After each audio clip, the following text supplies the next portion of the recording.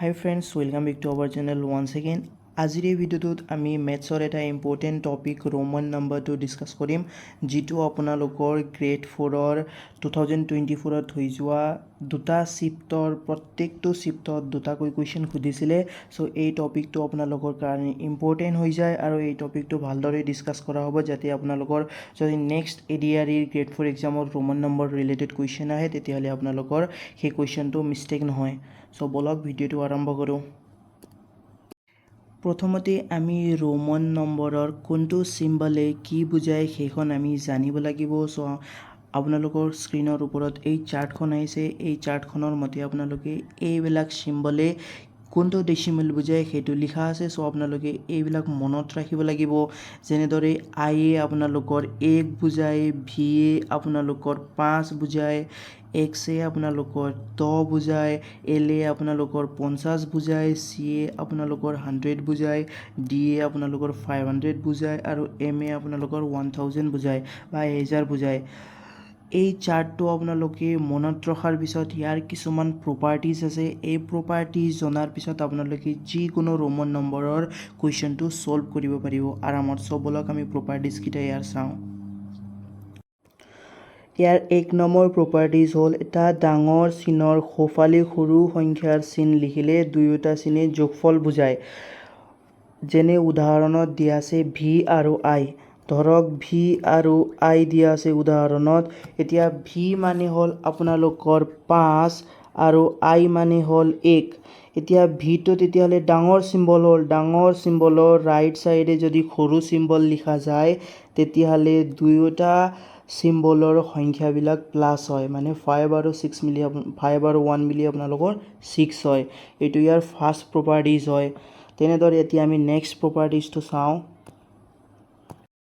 এতিয়া ইয়াৰ নেক্সট প্ৰপাৰ্টিজটো হ'ল আপোনালোকৰ এটা ডাঙৰ সংখ্যাৰ চিনৰ বাওঁফালে সৰু সংখ্যাৰ চিন লিখিলে সংখ্যা দুটাৰ বিয়োগফল বুজায়।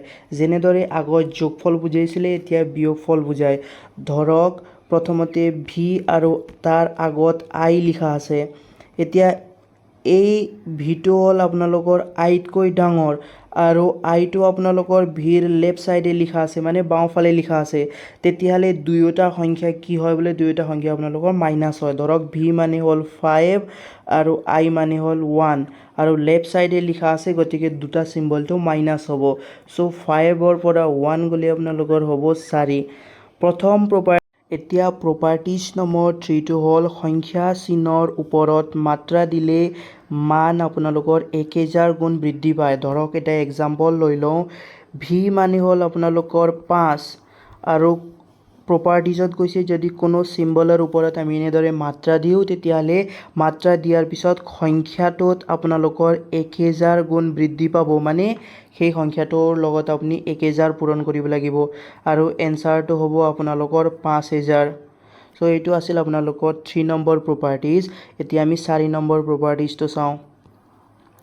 4 নম্বৰ প্ৰপাৰ্টিজত আপোনালোক কৈছে যে দুটা ডাঙৰ সংখ্যাৰ মাজত সৰু সংখ্যা থাকিলে সৰু সংখ্যাটো বিয়োগ কৰা হয়। ধৰক মই এটা এক্সাম্পল দিবলৈ বিচাৰিছোঁ আপোনালোকক। যেনেদৰে এইটো এটা এক্স মানে হ'ল আপোনালোকৰ 10 আৰু এইটো হ'ল আপোনালোকৰ ভি আৰু এইটো হ'ল আপোনালোকৰ এল। মানে এই এলটো হ'ল আপোনালোকৰ 50 আৰু ভিটো হ'ল আপোনালোকৰ 5। এতিয়া এক্সো ভিতকৈ ডাঙৰ আৰু এলো আপোনালোকৰ ভিতকৈ ডাঙৰ। মানে যদি দুটা ডাঙৰ চিম্বলৰ মাজত সৰু চিম্বলটো থাকে তেতিয়াহ'লে মাইনাছ হয় বুলি কৈছে। চ' আমি প্ৰথমতে ডাঙৰ চিম্বল দুটা প্লাছ কৰি ল'ব লাগে। ডাঙৰ চিম্বল দুটা প্লাছ কৰিলে 10 আৰু 50 প্লাছ কৰিলে আপোনালোকৰ 60 হ'ব আৰু সৰু চিম্বলটো মাইনাছ কৰিবলৈ কৈছে যিহেতু, চ' মাইনাছ কৰিলে 60 - 5 = 55 হ'ব আপোনালোকৰ এনচাৰ। চ' এইটো প্ৰপাৰ্টিজ নম্বৰ 4 আছিলে। এতিয়া নেক্সট 5 নম্বৰ প্ৰপাৰ্টিজটো আমি চাওঁ। এতিয়া লাষ্ট প্ৰপাৰ্টিজৰ পৰা আপোনালোকৰ প্ৰিভিয়াছ ইয়েৰত হৈ যোৱা ADR এক্সামৰ ডাইৰেক্ট কুৱেশ্যনটো সুধি দিছিলে। চ' এই প্ৰপাৰ্টিজটো আপোনালোকৰ কাৰণে বহুতেই ইম্পৰ্টেণ্ট হৈ যায়। ইয়াত কৈছে যে এটা চিন আমি 3বাৰহে ব্যৱহাৰ কৰিব পাৰি। ধৰক এক্সাম্পলত 3টা আই দিছে, এটা আইয়ে আপোনালোকৰ 1 বুজায় আৰু 3টা আই মিলিলে আপোনালোকৰ 1 যোগ কৰিলে 3বাৰ যোগ কৰিলে 3 হৈ যায়। তেনেকৈ এটা ভিয়ে আপোনালোকৰ 5 বুজায়, 3টা 5 যোগ কৰিলে আপোনালোকৰ 15 হৈ যায়। ইয়াত মই 20 লিখিবলৈ হ'লে মই 4টা ভি ব্যৱহাৰ কৰিব নোৱাৰিম, কিয়নো এটা চিম্বল 3বাৰহে ইউজ কৰিব পাৰি। চ' এইটো আমি লিখিব নোৱাৰিম। এই প্ৰপাৰ্টিজটো আপোনালোকৰ কাৰণে ইম্পৰ্টেণ্ট হৈ যায়। যেনেকৈ মই 40 লিখিব লাগিব, তেতিয়া 40 লিখিবলৈ হ'লে মই এক্সটো আপোনালোকৰ 4বাৰ লিখিব নোৱাৰিম। 4বাৰ এক্সটো মই ব্যৱহাৰ কৰিব নোৱাৰিম, কিয়নো প্ৰপাৰ্টিজটোত আপোনালোকক মানা কৰা আছে যে 4বাৰ আপোনালোকে ব্যৱহাৰ কৰিব নোৱাৰিব। জাষ্ট আপুনি এটা চিম্বলটো 3বাৰহে ব্যৱহাৰ কৰিব পাৰিব।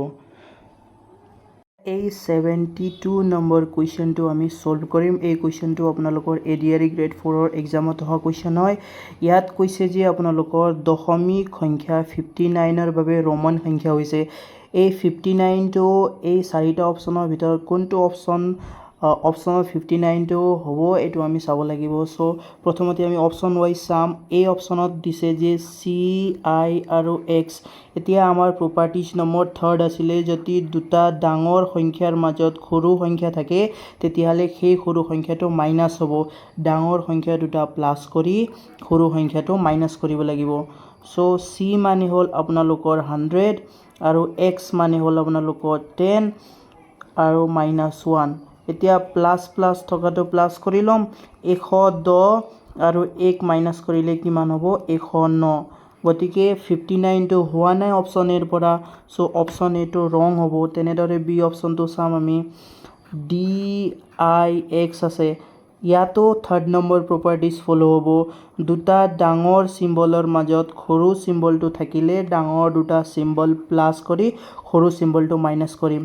চ' D মানে হ'ল আপোনালোকৰ 500 আৰু X মানে হ'ল আপোনালোকৰ 10। চ' প্লাছ কৰোঁতে আপোনালোকৰ হ'ব 510 আৰু যিহেতু মাজত I আছে গতিকে সৰুটো মাইনাছ হ'ব। I মানে হ'ল 1। 510ৰ পৰা 1 মাইনাছ কৰিলে 509 হ'ব। তেনেদৰে বি অপশ্যনতো আপোনালোকৰ 59 পোৱা নাই। এতিয়া চি অপশ্যনটো চাব লাগিব। চি অপশ্যনটোত আপোনালোকৰ দিছে LIX। ইয়াতো 3rd প্ৰপাৰ্টিজ ফ'ল' হৈ আছে। ডাঙৰ দুটা সংখ্যাৰ মাজত সৰু সংখ্যা থাকিলে ডাঙৰ দুটা সংখ্যা প্লাছ কৰি সৰু সংখ্যাটো মাইনাছ কৰিম। চ' L মানে হ'ল আপোনালোকৰ 50 আৰু X মানে হ'ল আপোনালোকৰ 10। দুটা প্লাছ কৰোঁতে হ'ব 60 আৰু I মানে হ'ল 1। মাইনাছ কৰোঁতে 60ৰ পৰা 1 মাইনাছ কৰোঁতে হ'ব আপোনালোকৰ 59। গতিকে কোনটো অপশ্যন কাৰেক্ট হ'ব? অপশ্যন চিটো আপোনাৰ কাৰেক্ট হ'ব, কিয়নো চি অপশ্যনটোত মেচ কৰি আছে। চ' আই হোপ আপোনালোকে এই কুৱেশ্যনটো বুজি পালে। এতিয়া নেক্সট কুৱেশ্যনটো আমি চাম। এতিয়া এই কুৱেশ্যনো আপোনালোকৰ ADR গ্ৰেড 4ৰ এক্সামত অহা কুৱেশ্যন হয়। এই কুৱেশ্যনত কৈছে যে নিম্নলিখিত কোনটো ৰোমন সংখ্যা ভুল হৈ আছে। চ' আমি এই 4টা অপশ্যনৰ ভিতৰত কোনটো মিছমেচ হৈ আছে এইটো চাব লাগিব। চ' 29টো আমি চাবলৈ যাওঁ। এ নম্বৰ অপশ্যন আমাক দিছে XXVIII। এতিয়া এইটো চাবলৈ গ'লে XX মানে হ'ল দুটা X মিলি আপোনালোকৰ কিমান হ'ব? প্ৰথমতে এটা ছিংগল কৰি লিখিম। X মানে হ'ল 10, আনটো X মানে হ'ল 10, V মানে হ'ল 5। কিন্তু ইয়াত 4বাৰ I ৰিপিট হৈ আছে, গতিকে এই অপশ্যনটো হ'ব নোৱাৰে, কিয়নো আমি এটা চিম্বল কেৱল 3বাৰহে ব্যৱহাৰ কৰিব পাৰিম। যদি I আমি ব্যৱহাৰ কৰিব লাগে তেতিয়াহ'লে Iটো আমি কেৱল 3বাৰহে ইউজ কৰিব পাৰিম। কিন্তু ইয়াত Iটো কেইবাৰ ইউজ হৈ আছে? ইয়াত Iটো আপোনালোকৰ 4বাৰ ইউজ হৈ আছে। গতিকে এ নম্বৰ অপশ্যনটোৱে আপোনালোকৰ ভুল হ'ব। অপশ্যন এটোৱে কাৰেক্ট হ'ব, যিহেতু ভুল অপশ্যনটো আমাক ছিলেক্ট কৰিবলৈ কৈছে। যদি তেনেদৰে বি নম্বৰটো যদি আমি এনে চাবলৈ যাওঁ, 14টো হৈছে নে হোৱা নাই এইটো চেক কৰোঁ, তেতিয়াহ'লে X মানে হ'ল XIV এনেকৈ দিছে। চ' X মানে হ'ল ডাঙৰ সংখ্যা, V মানে হ'ল ডাঙৰ সংখ্যা, তাৰ মাজত এটা সৰু সংখ্যা আছে। গতিকে ডাঙৰ দুটা প্ৰথমতে প্লাছ কৰিম। X মানে হ'ল 10, V মানে হ'ল 5, 15 হ'ব। 15 আৰু মাজত যি সংখ্যা আছে সেই মাজৰ সংখ্যাটো আমি বিয়োগ কৰিম যেহেতু দুটা ডাঙৰ চিম্বলৰ মাজত সৰু চিম্বল থাকিলে সৰু চিম্বলটো বিয়োগ কৰা হয় এইটো প্ৰপাৰ্টিজ আছে সো চৈদ হৈ আছে গতিকে এনেদৰে যদি আপোনালোকে এই গোটেই অপচনকেইটা চাই তেতিয়াহ'লে গোটেই অপচনকেইটা শুদ্ধ ওলাব কিন্তু অকল এই অপচনটোৱে ভুল ওলাব কিয়নো এই অপচনটোত আপোনালোকৰ 4 বাৰ 1 ৰিপিট হৈ আছে বা 4 বাৰ I ৰিপিট হৈ আছে যিটো আপোনালোকে প্ৰপাৰ্টিজৰ হিচাপত কৰিব নোৱাৰে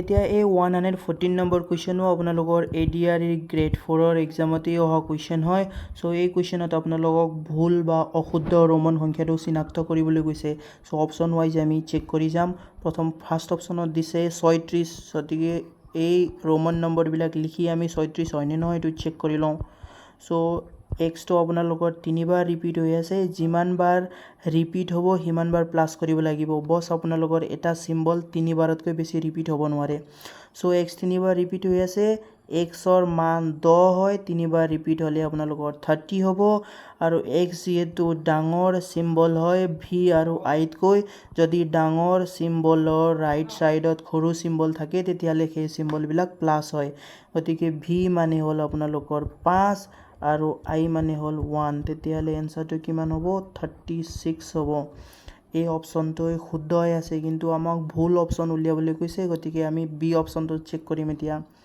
99 উলিয়াবলৈ কৈছে ফাৰ্ষ্ট অফ অল আমি চিম্বলবিলাক লিখি ল'ম এক্স চি আই আৰু এক্স এতিয়া আমাৰ ইয়াত দুটা প্ৰপাৰ্টিজ ফলো হ'ব যেহেতু চি ডাঙৰ সংখ্যা এক্সও ডাঙৰ সংখ্যা ইয়াৰ মাজত আই সৰু সংখ্যাটো আছে গতিকে ডাঙৰ সংখ্যা দুটা প্লাছ কৰি সৰু সংখ্যাটো বিয়োগ হ'ব এই প্ৰপাৰ্টিজ প্ৰথমতে ফলো হ'ব সো ইয়াত আমি চি মানে হ'ল আমাৰ 100 আৰু এক্স মানে হ'ল আমাৰ 10 এইটো হ'লে আপোনালোকৰ কিমান হ'ব 110 এতিয়া আইটো যেহেতু দুটা ডাঙৰ চিম্বলৰ মাজত আছে আইটো মাইনাছ হ'ব কিন্তু এই এক্সটো চাবলৈ গ'লে এই এক্সটো ডাঙৰ সংখ্যা চিৰ লেফ্ট সাইডে আছে চিৰ আপোনালোকৰ লেফ্ট সাইডে আছে গতিকে ডাঙৰ চিম্বলৰ যদি লেফ্ট সাইডে কোনো চিম্বল থাকে সেই চিম্বলো মাইনাছ হ'ব সো ইয়াত একো মাইনাছ হ'ব আৰু এই আগত থকা এক্সও মাইনাছ হ'ব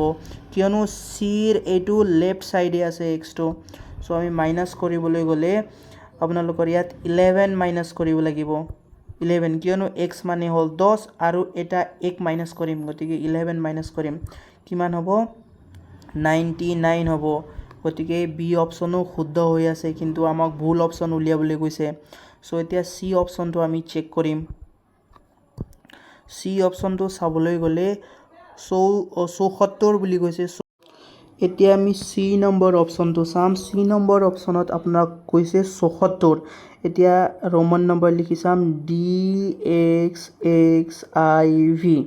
সো ডি মানে হ'ল আপোনালোকৰ 500 আৰু XX যেহেতু ডাঙৰ চিম্বলৰ ৰাইট সাইডে আছে গতিকে দুটা এক্সটো প্লাছ হ'ব দুটা এক্স প্লাছ হ'লে আপোনালোকৰ 20 হ'ব আৰু এক্স যেহেতু আইতকৈ ডাঙৰ হয় আৰু ভিও আইতকৈ ডাঙৰ হয় মানে দুটা ডাঙৰ সংখ্যাৰ মাজত এই আইটো আছে গতিকে দুটা ডাঙৰ সংখ্যাৰ মাজত আই থাকিলে কি হ'ব এই আইটো মাইনাছ হ'ব কিন্তু ইয়াত ভিও ৰাইট সাইডে আছে গতিকে ভিও প্লাছ হ'ব প্লাছ হোৱাৰ পিছত 525 আৰু যেহেতু আই মাজত আছে গতিকে একটো মাইনাছ কৰিম 500 কিমান হ'ব 524 হ'ব 74 বুলি কৈছিলে কিন্তু উত্তৰটো আহিলে যেহেতু 524 গতিকে সি নম্বৰ অপচনটো আপোনালোকৰ ভুল হ'ব কিয়নো একচুৱেল এনসাৰটো হ'ব 524 কিন্তু ইয়াত দিছে 74 বুলি দিছে গতিকে সি নম্বৰটোৱে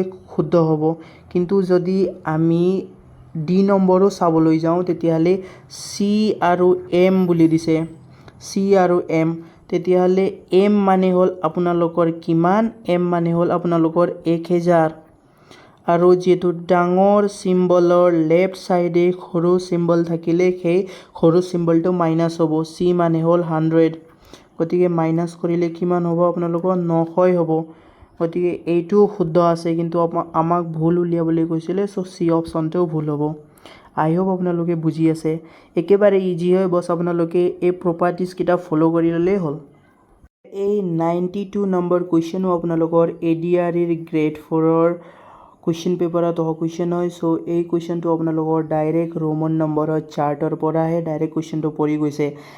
চিৰ ভেলিউটো কিমান হয়, মানে শুদ্ধ ৰোমান সংখ্যাটো চিনাক্ত কৰা বুলি কৈছে। মানে চিৰ ভেলিউটো একচুৱেল ভেলিউটো কি হ'ব? চিৰ ভেলিউটো আপোনালোকৰ 1000ও নহয়, 50ও নহয়, 10ও নহয়। চিৰ ভেলিউটো কিমান হয়? চি ইকুৱেল টু কিমান হয়? 100 হয়। গতিকে ডাইৰেক্ট আপোনালোকৰ যদি চাৰ্টটোৱে মনত থকা হ'লে ডাইৰেক্ট আপোনালোকে এই কুৱেশ্যনটো কাৰেক্ট কৰিব পাৰিলে হয়। এতিয়া নেক্সট কুৱেশ্যনটো আমি চাওঁ। 47 নম্বৰ কুৱেশ্যনো আপোনালোকৰ ADREৰ এক্সামত অহা কুৱেশ্যনেই হয়। চ' এই কুৱেশ্যনো আমি ছল্ভ কৰিম। ইয়াত কৈছে addition of 2 Roman numbers equals, মানে দুটা ৰোমান নম্বৰৰ যদি যোগফল আমি উলিয়াওঁ তেতিয়াহ'লে এই চাৰিটা অপশ্যনৰ ভিতৰত কোনটো অপশ্যন কাৰেক্ট হ'ব বুলি কৈছে। প্ৰথমতে যোগফলটো আমি চাওঁ, XIV প্লাছ IV। এতিয়া আমি জানিছোঁৱেই যে প্ৰপাৰ্টিজ নম্বৰ থাৰ্ডৰ পৰা দুটা ডাঙৰ সংখ্যাৰ মাজত সৰু সংখ্যা থাকিলে ডাঙৰ সংখ্যা প্লাছ কৰি সৰু সংখ্যাটো মাইনাছ কৰিম। চ' X মানে হ'ল 10 আৰু V মানে হ'ল 5 আৰু আইটো যিহেতু সৰু হয় মাইনাছ কৰি দিম। 15 হ'ব প্লাছ কৰি 1 মাইনাছ কৰিলে কিমান হ'ব? এনচাৰ 14 হ'ব। আৰু লগতে IV মানে হ'ল V মানে হ'ল 5, ভিৰ লেফ্ট ছাইডত সৰু সংখ্যাটো বা সৰু চিম্বলটো আছে, গতিকে ভিৰ লেফ্ট ছাইডত থকা সৰু চিম্বলটো আমি মাইনাছ কৰিম। V মানে হ'ল 5, 5ৰ পৰা 1 মাইনাছ কৰোঁতে কিমান হ'ব? 4 হ'ব। এই দুটা প্লাছ কৰিলে আমাৰ কিমান হ'ব? এই দুটা প্লাছ কৰিলে আমাৰ 18 হ'ব। এতিয়া এই অপশ্যনৰ ভিতৰত কোনটো অপশ্যনটোত 18 এনচাৰটো ওলায় সেই অপশ্যনেই কাৰেক্ট হ'ব। ওপৰে চালে আমি গম পাই যাম, যিহেতু ইয়াত XV আছে। XV আমি যদি কেলকুলেশ্যন কৰোঁ তেতিয়াহ'লে X মানে হ'ল আপোনালোকৰ 20, V মানে হ'ল 5, 25 হ'ব।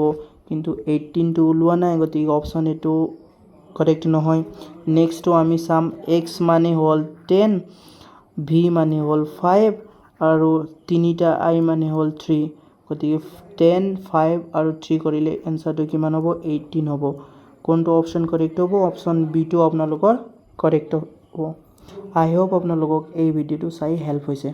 এনেদৰে আপোনালোকে ৰোমান নম্বৰ ছল্ভ কৰিব পাৰিব।